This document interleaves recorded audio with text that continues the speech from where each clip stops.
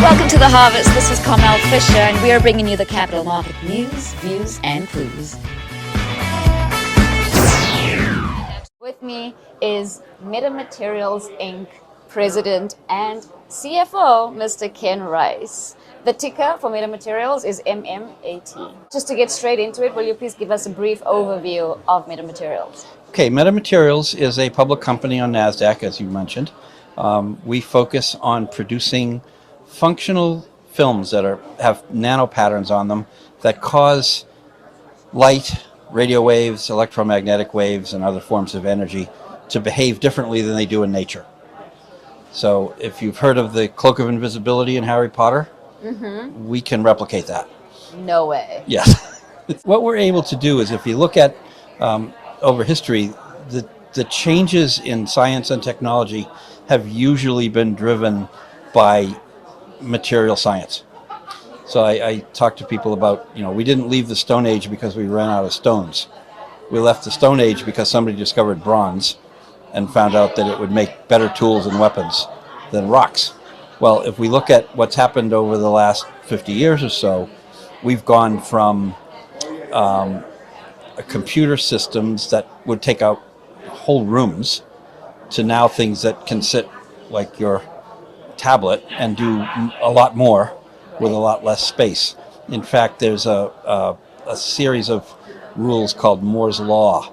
It says the more and more and more things you can shrink, the faster and more production you can get out of stuff. And we're now in an age of what we describe as invisible materials.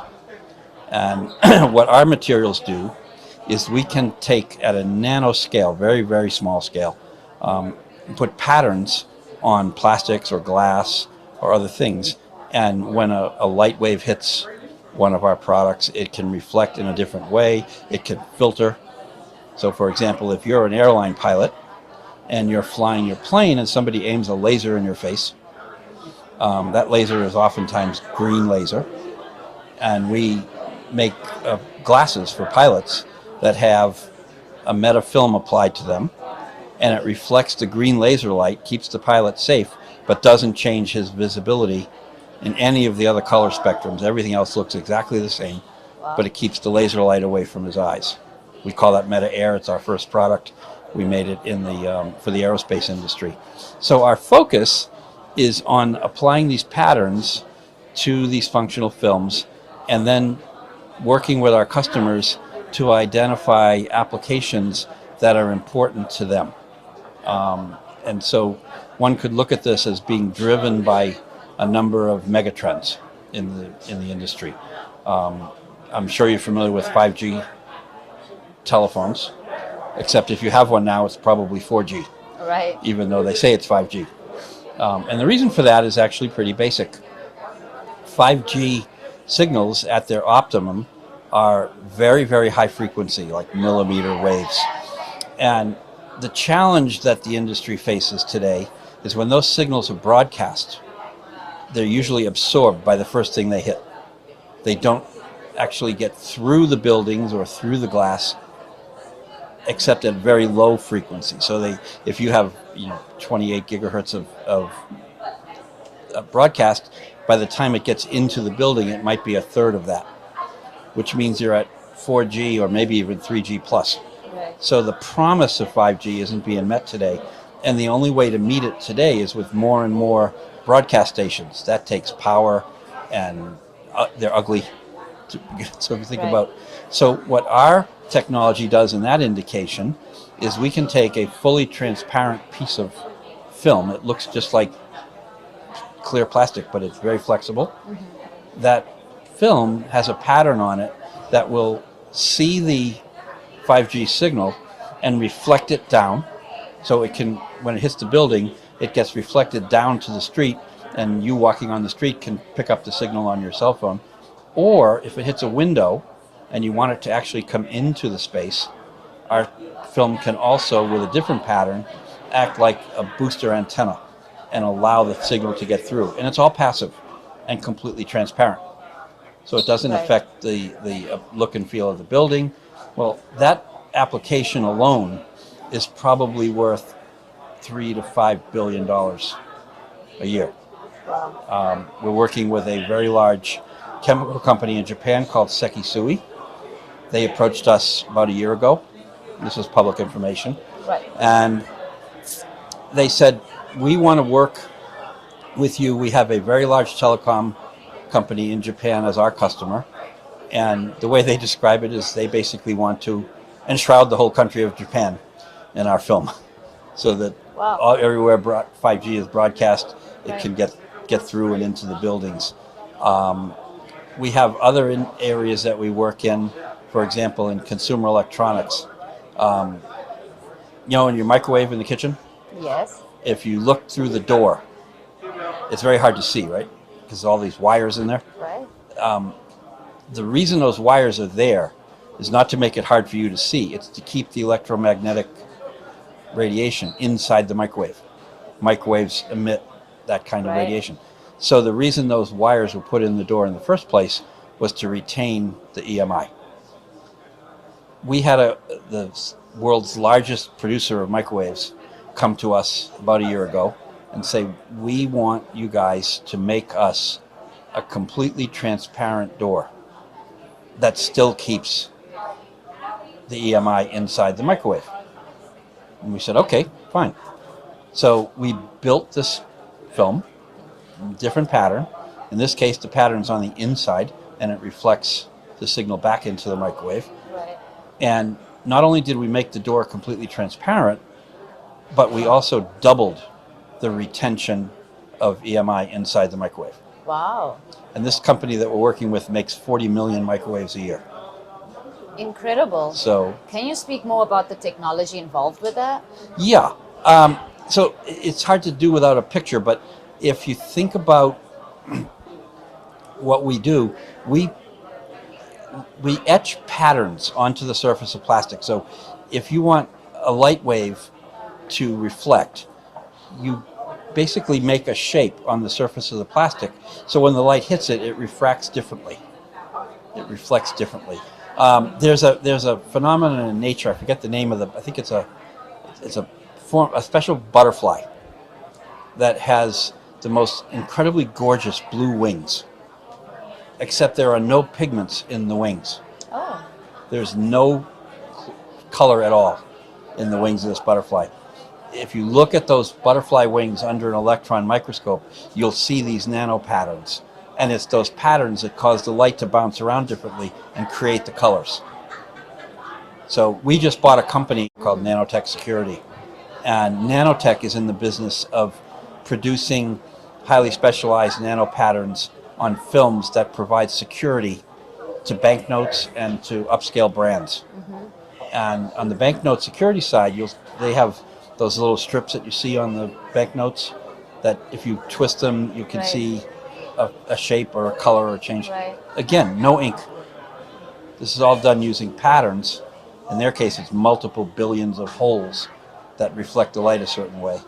And they're all designed by a computer. So the technology that we have at the core is an understanding of how to design patterns and optimize them such that the material does what we want it to do.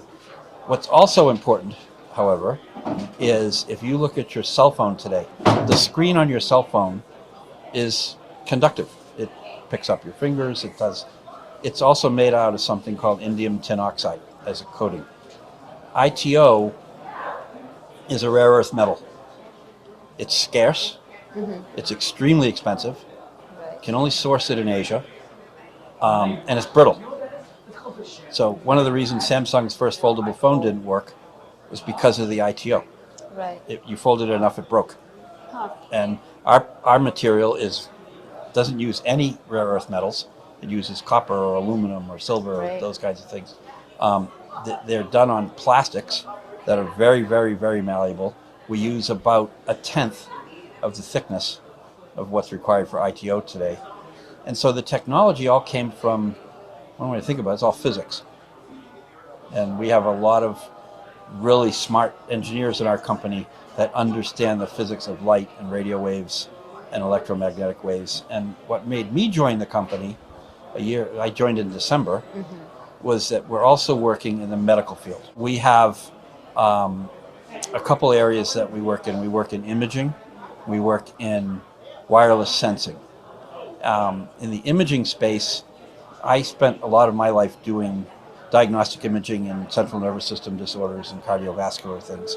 And so when I found out first about Meta, I was very excited by what we were doing in the imaging space, because we have, using our films, we can cause a magnetic resonance image machine, MRI, to work at up to 40 times better performance than what you can see today with the technology. And we do that by applying our film to a special device that you just, if you're a patient, you put this device under your back and it modulates the frequency so that you get 40x, up to 40x, the improvement in signal. And you don't need to use a bigger magnet. You don't need to spend a lot of time in the machine. So we can take a scan that would today require an hour and a half, and do it in 10 or 15 minutes with resolution that's never been seen before. Incredible. It's and just groundbreaking, really amazing. sounds Yeah. like it too. We worked in breast cancer. In fact, the company was founded by our CEO to do non-ionizing radiation breast cancer screening. It uses microwaves to look at tissue, and what it does is it allows us to enable women that are, in their 20s to get scanned very quickly, easily, safely, Right. establish a baseline Accurately. and accurately, and track it over time. Right. With no ionizing radiation. And again, it's one of these tools that if we see something in our scan that looks questionable, then we can say, go get a confirming scan, but you're only going to do that when you need to, Right. as opposed to using it as a prophylactic. We also have the capability, using that same technology, to differentially diagnose strokes. So we have technology that we're developing that can be used in the ambulance to maximize this magic 3-hour window that TPA has to get on board with strokes. And then the other thing we do, which is really, really exciting, is we have technology in development now for completely non-invasive glucose monitoring with no needles. It takes advantage of the fact that we apply our Meta film to the device, and it makes the skin invisible. Wonderful, wonderful. Okay, moving on to more of a corporate discussion. Can you touch some light on your two new leaders appointed within the company? In the last 8 months, we've actually grown almost a complete C-suite. Wonderful. George Palikaris is our CEO and founder. Just a wonderful guy, really, really clever. We've added, since then, I joined in December. Dr. Jonathan Waldron joined at the same time as our Chief Technical Officer. Scott Richards joined as our Chief Marketing Officer. And we have Gardner Wade has joined as our Chief Product Officer. So we built out a C-suite in part to account for the fact that we are now a very different company than we were a year ago. When I joined in December, the market value of Meta was $30 million Canadian. Today it's 1.6 billion Right. US. That's a very different world, Very different different kind world. of company to run. So we're very excited about the new people, and we're not done. Fantastic. Well, we'll be keeping our eye out on that. Give us a quick history on, as you mentioned, the change in the corporation, what you're growing towards, and also how the stock is affected. Well, Meta, like most companies of our stage and size, we went public for the first time in Canada in March of 2020. We did that via a reverse triangular reorg with a company that was a shell in Canada. The goal was to get public on the Canadian Stock Exchange and then very rapidly migrate to Nasdaq. And then COVID came. So things slowed down a little. Right. So in the fall of last year, we were approached by a number of entities, actually, but the most aggressive of them in terms of opportunity and timing was a group called Torchlight Energy Resources. Torchlight was a company in Texas that was in the oil and gas business at a time when nobody wanted to be in the oil and gas business anymore. But what they had was fairly strong investors. They also had a Nasdaq listing that was clean. And so we negotiated with them a reverse merger that did two things. This is in our disclosures, but what we did was we negotiated a transaction that resulted in the metamaterials shareholders owning about 75% of the combined company post-merger, and the Torchlight shareholders owning 25% plus one other thing, which was the rights to receive whatever proceeds there were from the oil and gas assets that were still on their books at the time we closed. Meta will be completely focused on our main mission, which is the manufacture and distribution of metamaterials using sustainable materials, and will be a green company as a result. What challenges did you guys face in terms of business operations? Great question. The challenges we faced, being in Nova Scotia, was actually a good thing. Nova Scotia was there were 3 or 4 geographies in the world that were considered uber safe. Right. Nova Scotia was one of them. So we didn't have so much from a physical operation standpoint with COVID. We did a lot of things to protect our people, and we continue to do that. The biggest impact we saw and continue to see is in our supply chain. And that's a global issue, not just a Canadian issue. Our business requires that we order and install fairly complex pieces of equipment. We use a lot of lasers in our business. We use a lot of things that are high technology, rely a lot on computer chips, for example, and there's a global shortage of a lot of those things. So what we found, and we're just now starting to see a little bit more consistency and stability in that channel, but for a long time we couldn't predict when our vendors could supply to us. And that makes it really challenging to plan, especially in a business that tends to run fairly tightly. A few closing remarks and perhaps touching on some growth strategies for our viewers and potential investors. What do you want them to take away from this?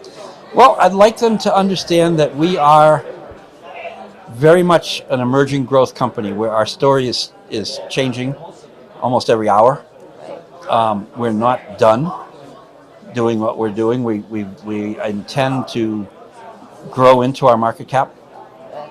Our revenues don't match our market cap today, They do. but they will, and we're going to do that both organically and acquisitively. Right. We have an assembled group of people in our company that is really unrivaled. We have some really smart scientists, a lot of very good manufacturing people, especially with the NTS acquisition.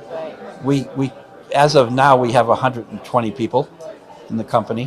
What we're proud of, aside from the technology base we have, is that across that 120 people, we have 23 languages spoken in the company. Wow. We have almost, I think our engineering mix is just about 50-50 men to women, which is remarkable. We're a green company, and we intend to grow the business quite a bit beyond where we are today.